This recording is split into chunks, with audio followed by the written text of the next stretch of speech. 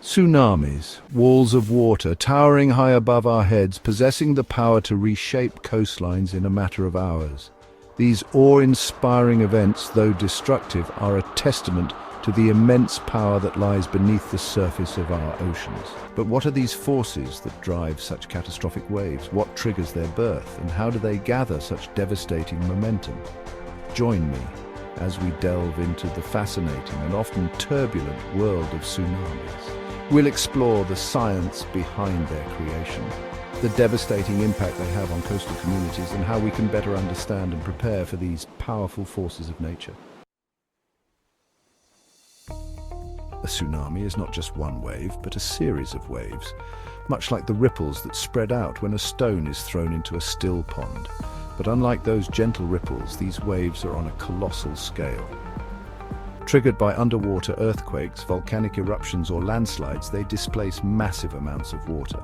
The energy released is immense, sending waves surging outwards. These waves travel from the ocean floor to the surface, carrying immense power. They can travel over 500 miles per hour across the open ocean.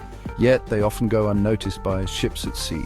But as they approach shallower waters, a dramatic transformation takes place. We've already touched upon the underwater earthquakes that are the most common culprits behind tsunamis. But let's delve a little deeper, shall we? Imagine the Earth's tectonic plates, those massive jigsaw pieces that make up our planet's crust, grinding against each other beneath the ocean floor. When these plates slip past one another or collide with unimaginable force, the energy released is nothing short of colossal. The ocean floor heaves upwards, displacing vast amounts of water and setting in motion the chain reaction that leads to a tsunami. But earthquakes are not the only players in this geological drama. Volcanoes, those fiery mountains of the deep, can be equally destructive. When a volcano erupts beneath the ocean, the violent expulsion of magma, ash and gases can create a void in the ocean floor, causing the water above to rush in and generate a tsunami. Imagine, if you will, an underwater landslide, a sudden collapse of sediment on the ocean floor, triggered perhaps by an earthquake or even a volcanic eruption. This cascading movement of earth and rock can displace immense volumes of water, sending a tsunami racing towards unsuspecting coastlines. The power of these events, whether born from the depths of our planet or the vastness of space, is a humbling reminder of the forces that shape our world. Out in the vast expanse of the open ocean, a tsunami can travel unnoticed, its energy spread out over hundreds of miles. The wave height may be just a few feet, barely a ripple on the surface. But don't let that fool you. Beneath that seemingly calm exterior lies a sleeping giant. These waves are incredibly fast, traveling at speeds that rival jet airplanes, sometimes exceeding 500 miles per hour. To put that into perspective, imagine flying from London to Rome in the time it takes to have a cup of tea. That's the kind of speed we're talking about. The energy that drives these waves is phenomenal. It's not just the water moving, you see, but the entire water column from the ocean floor to the surface, propelled by the force of the initial disturbance. And as these waves approach the coastline, their speed may decrease, but their power intensifies. Imagine a wave traveling across the Pacific Ocean, its energy spread out over a vast distance. As it approaches the shallower waters of the coast, that energy is compressed, squeezed into a smaller and smaller area. The wave slows down, but its height increases dramatically, building into a monstrous wall of water. When a tsunami hits the shore, it doesn't just crash like a typical wave. It surges inland, a relentless torrent of water that can travel for miles, inundating entire coastlines and carrying away everything in its path. In our modern world, we have developed ingenious ways to monitor the pulse of our planet, to detect the subtle tremors and shifts that might foretell a tsunami's approach. Scattered across the globe and deep beneath the ocean's surface lies a network of watchful sentinels, seismic sensors and oceanographic buoys. These sensors, like the nerves of a vast planetary nervous system, are constantly listening, measuring the slightest tremors and pressure changes in the Earth and the oceans. When an earthquake occurs, the seismic waves race through the Earth, triggering these sensors. The data is instantly relayed to warning centers, where scientists work tirelessly analyzing the information to determine the earthquake's magnitude, location, and potential to generate a tsunami. But seismic data is only part of the equation. Oceanographic buoys, bobbing on the surface thousands of miles from shore, act as our eyes on the open ocean. Equipped with pressure sensors, these buoys can detect the subtle changes in water level that indicate a tsunami passing beneath them. The data from these buoys is relayed to satellites and then back down to warning centers, providing crucial real-time information about the tsunami's speed, direction, and potential size. This information is vital for coastal communities, giving them precious time to prepare and evacuate to higher ground. And let's not forget the role of those silent guardians in the sky, the satellites. Orbiting high above Earth, they provide a global perspective, their keen eyes scanning the oceans for any unusual activity.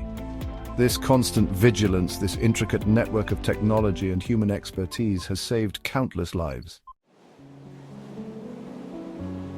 Sadly, the destructive power of tsunamis is not a matter of speculation, but a harsh reality etched in the memories of those who have witnessed their fury.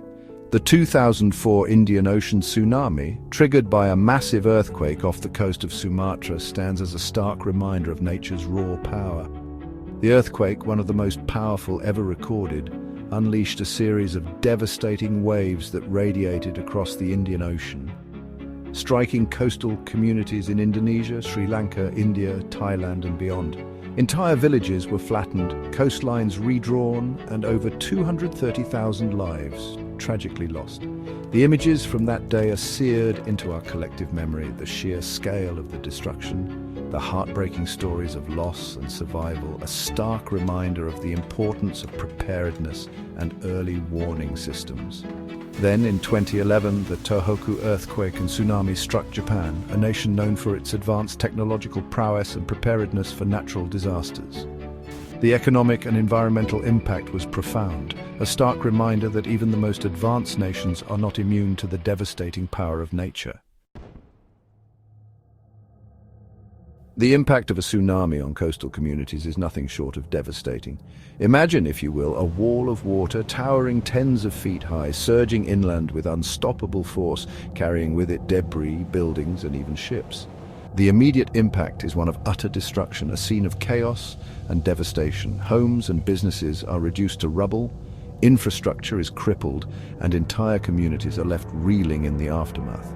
The loss of life can be staggering, with thousands, sometimes hundreds of thousands of people losing their lives to the relentless surge of water. But the impact of a tsunami extends far beyond the initial devastation. The saltwater intrusion contaminates freshwater sources, crippling agriculture and leaving communities without access to clean drinking water. The debris left behind, a tangled mess of buildings, vehicles, and personal belongings, poses significant health and environmental hazards. The economic impact is equally profound. Coastal economies, often reliant on tourism, fishing, and shipping, are brought to a standstill. The cost of rebuilding infrastructure, restoring livelihoods, and providing aid to affected communities can be astronomical, taking years, even decades, to recover. And let's not forget the environmental toll. While tsunamis are a force of nature, there are steps we can take to mitigate their impact and protect ourselves and our communities. Knowledge, as they say, is power, and understanding the warning signs of a tsunami is crucial. If you live in a coastal area, especially one prone to earthquakes or volcanic activity, familiarize yourself with your community's evacuation plan. Know the evacuation routes and designated safe zones. Remember, when a tsunami strikes, time is of the essence. Pay attention to natural warnings. If you feel a strong earthquake, especially if it lasts for more than 20 seconds, don't wait for official warnings.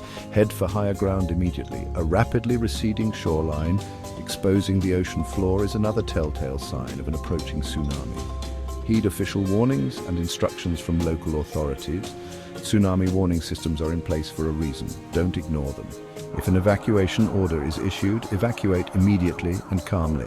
Prepare a disaster preparedness kit that includes essential supplies like food, water, first aid kit, flashlight, radio, and copies of important documents. Keep this kit in an easily accessible location.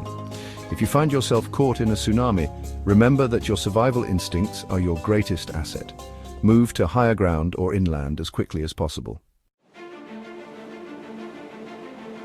Tsunamis, though terrifying in their power, are a stark reminder of the immense forces that shape our planet, a testament to the dynamism of the Earth and its oceans.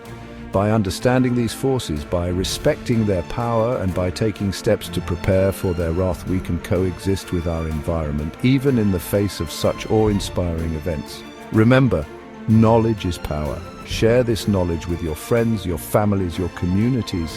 Let's work together to build a safer, more resilient future for all who share this beautiful and sometimes turbulent planet we call home. Thank you for joining me on this journey into the heart of the ocean's fury.